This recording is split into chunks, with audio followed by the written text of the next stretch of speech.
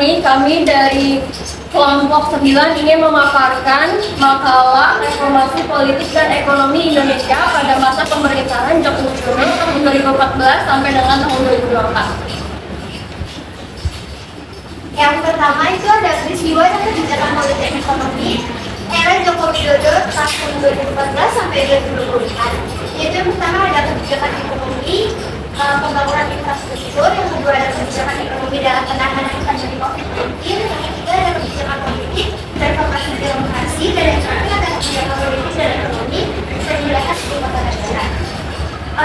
Pada era kepemimpinan Joko Widodo tahun 2014 sampai 2024, pemerintahan menekankan pembangunan nasional yang inklusif dengan fokus pada pemenuhan kesejahteraan, stabilitas politik, dan peningkatan investasi. Pemerintah berpendapat bahwa stabilitas politik dan keamanan sangat penting agar investasi dapat masuk ke Indonesia. Salah satu kebijakan utama pada masa tersebut adalah pembangunan infrastruktur secara besar-besaran seperti jalan tol, pelabuhan, bandara, kereta api, bendungan, dan fasilitas logistik lainnya.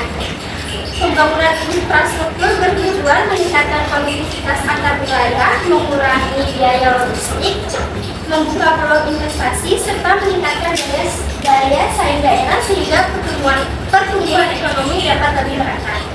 Selain itu, pada masa pemerintahan Joko Widodo, pemerintah juga melakukan berbagai kebijakan ekonomi untuk menangani pandemi COVID-19 melalui program pemulihan ekonomi nasional atau bisa disebut dengan PEN. Berbagai bantuan diberikan kepada masyarakat seperti bantuan sosial tunai atau BST, BLT desa, subsidi listrik, insentif pajak, kartu prakerja, bantuan UMKM, dan subsidi upah bagi pekerja berpenghasilan rendah. Kebijakan tersebut bertujuan menjaga daya beli masyarakat dan mengurangi dampak penurunan ekonomi akibat pandemi. Lalu ada di dalam bidang politik dan pemerintahan, pemerintah menjalankan reformasi birokrasi untuk menciptakan pemerintahan yang lebih efektif, efisien, transparan, dan akuntabel melalui digitalisasi layanan publik atau e-government seperti OSS, pajak online, e-katalog, dan sistem pemerintahan berbasis elektronik atau SPBE. Selain itu, LKPP meluncurkan e-katalog versi 6 yang dilengkapi buku e-audit dan kecerdasan buatan atau AI guna meningkatkan pengawasan pengadaan barang dan jasa pemerintah serta mencegah praktik korupsi.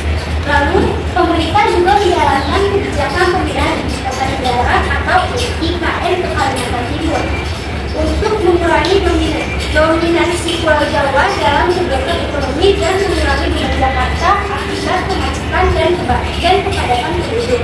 IKN dirancang sebagai smart city yang ramah lingkungan dan berbasis inovasi hijau. Pemerintah berharap pemindahan ibu kota dapat menciptakan pusat pertumbuhan ekonomi baru, mempercepat pemerataan pembangunan di Pulau Jawa, serta meningkatkan kesejahteraan masyarakat secara nasional. Lalu selanjutnya akan dibacakan oleh kita. Selanjutnya saya akan menjelaskan dampak kebijakan politik dan ekonomi terhadap stabilitas nasional pada era Joko Widodo tahun 2014 sampai 2024. Yang pertama, dampak kebijakan politik. Salah satu dampak kebijakan politik pada era Joko Widodo adalah rekonsiliasi politik, yaitu mengajak lawan politik untuk bergabung ke dalam pemerintahan. Contohnya, Prabowo Subianto yang dulunya sebagai lawan politik Joko Widodo dalam pemilu, ini ikut bergabung sebagai kabinet Menteri Pertahanan. Tujuan dari kebijakan ini yaitu mengurangi konflik politik dan menciptakan stabilitas nasional. Dengan stabilitas nasional yang stabil, pemerintah dapat lebih fokus menjalankan program pembangunan. Selain itu, meskipun para tokoh politik sudah bekerja sama, di masyarakat masih merasa adanya polarisasi atau perpecahan pendapat. Hal ini terjadi dikarenakan perbedaan pilihan politik saat pemilu dan pengaruh media sosial yang sering memicu perdebatan di masyarakat. Selain itu pula, pemerintah mengalami tantangan besar saat pandemi ekonomi, kesehatan, dan kehidupan di masyarakat. Selanjutnya yang kedua ada dampak kebijakan ekonomi. Di bidang ekonomi, pemerintah berfokus pada pembangunan infrastruktur seperti pembangunan jalan tol, bandara, dan pelabuhan di berbagai wilayah Indonesia. Tujuan dari kebijakan ini yaitu untuk memperlancar proses distribusi barang, menurunkan biaya logistik, dan mendorong pertumbuhan ekonomi yang lebih merata. Selanjutnya, pemerintah juga melaksanakan kebijakan hilirisasi industri, yaitu mengolah sumber daya alam seperti nikel di dalam negeri sebelum diekspor. Kebijakan ini memberikan manfaat berupa peningkatan nilai tambah, pembukaan lapangan kerja, dan masuknya investasi asing. Namun kebijakan ini memiliki berisiko menimbulkan kerusakan lingkungan jika tidak diawasi dengan baik dan benar. Selanjutnya akan dijelaskan oleh Yuli. Oke, selanjutnya ada relevansi kebijakan dan kondisi masa Jokowi Dodo pada tahun 2014 sampai 2024. Yang pertama itu ada digitalisasi ekonomi dan masyarakat. Nah, pembangunan palaparing dan infrastruktur digital oleh pemerintah sejak 2019 dalam mempercepat transformasi digital Indonesia dengan menghubungkan seluruh wilayah jaringan serat optik sepanjang 30.000 km.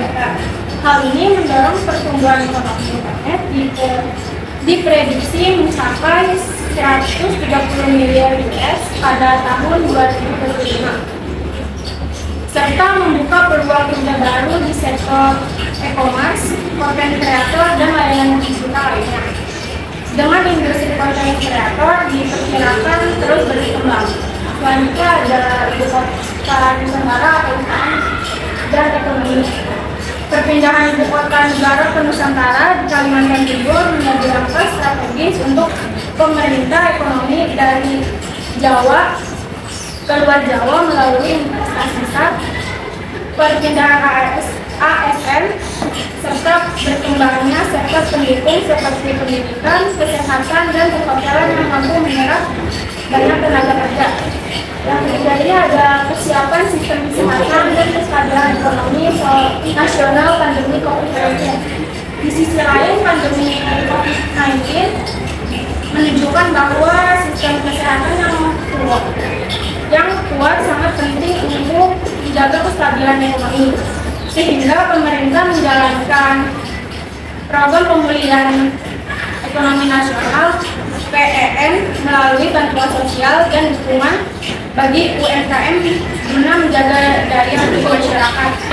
Secara keseluruhan, ketiga kebijakan ini berperan penting dan mendorong pertumbuhan ekonomi, menciptakan lapangan kerja di Indonesia. Selanjutnya akan dijelaskan. Baik.